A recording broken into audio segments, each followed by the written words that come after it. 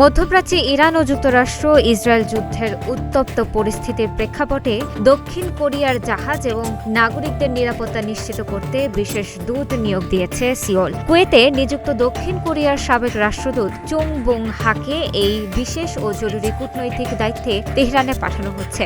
Yonhap news এজেন্সির তথ্য অনুযায়ী তিনি অত্যন্ত দ্রুত সময়ের মধ্যে তেহরানের উদ্দেশ্যে যাত্রা করবেন।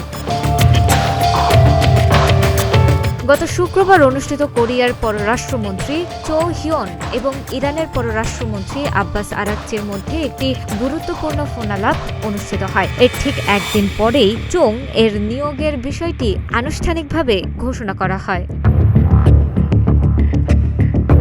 শুক্রবার আল জাজিরার প্রতিবেদনে বলা হয়, বর্তমানে কৌশলগতভাবে অত্যন্ত গুরুত্বপূর্ণ হরমুজ প্রণালীতে দক্ষিণ কোরিয়া সংশ্লিষ্ট প্রায় ২৬টি বাণিজ্যিক জাহাজ আটকা পড়ে আছে। যুদ্ধের ভয়াবহতায় এই নৌপথটি বর্তমানে সাধারণ জাহাজ চলাচলের জন্য প্রায় অবরুদ্ধ হয়ে পড়েছে।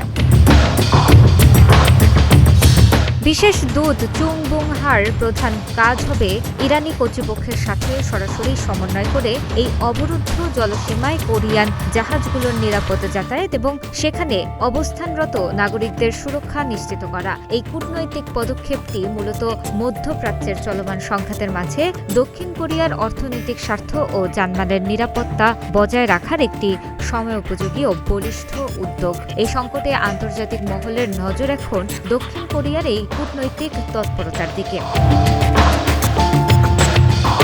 ডেস্ক রিপোর্ট, প্রতিদিনের বাংলাদেশ।